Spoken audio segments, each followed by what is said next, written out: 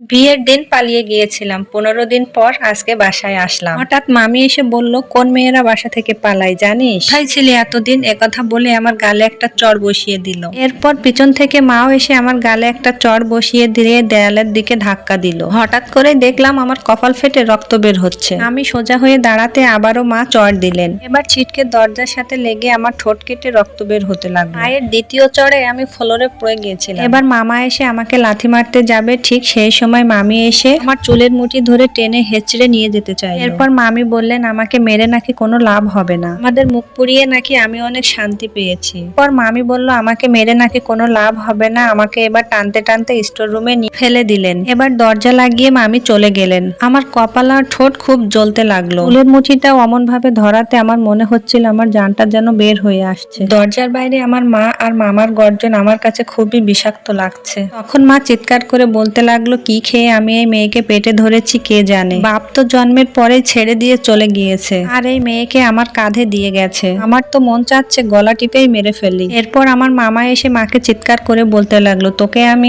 আগে বলেছিলাম এই মেয়েকে বাড়ি থেকে বিদায় করতে। এখন সমাজে আমাদের মুখ পুড়িয়ে শান্তি হয়েছে, জানি কোথায় ছিল এই 15 দিন, না জানি কি কি করেছে। তখন মা বলল এই মেয়ে ওর বাবার মতো হয়েছে, না জানি কার সাথে ছিল এই কয়দিন। মামা বলল তোর মেয়েকে এই বাড়িতে জায়গা দেয়া ভুল হয়েছে, আমি যতটুকু জানি ওই মেয়ের শরীর এখন অপবিত্র। এরপর মামিও চেঁচিয়ে বলতে লাগলেন, সমাজের মাঝে আমাদের যে মান সম্মান ছিল সে এই মেয়ে 15 দিন আগে শেষ করে দিয়েছে। এই সমাজে আমরা কিভাবে মুখ দেখাচ্ছি সেটা তো আমরা জানি। এই মেয়ে শুধু আমাদের মুখ পুড়িয়ে যায়নি, আমাদের শান্তি নিয়ে গেছে। যে দেখছে সে প্রশ্ন করছে নাকি তোমাদের বাড়ির মেয়ে বিয়ের দিন পালিয়ে গেছে, না হয় মুখ টিপে টিপে সবাই আমাদের দেখে হাসছে। এরপর মা ও মামির সাথে সুর মিলিয়ে বলতে লাগলেন, বাপ যেমন তেমন হবে না, বাপ তো ওই অলক্ষীর জন্মের পরই অন্য মেয়ের প্রেমে পড়ে চলে গিয়েছে। আজ এই মেয়ে বিয়ের দিন পালিয়ে গিয়ে 15 দিন পরে বাড়িতে এসেছে। মামি এবার মাকে বলল, যা হবার তা হয়ে গেছে। এখন রাত 1টা বাজে। রাতের বেলা হালকা শব্দ আরো বেশি জোরে শোনা যায়। এমনিতেই পাশের বাসার লোকজন সবই দেখছিল, সবই শুনছিল। সকাল হলে এরা তিলকে তাল বানিয়ে ফেলবে। মামির কথা শুনে মা কিছুটা থামলেও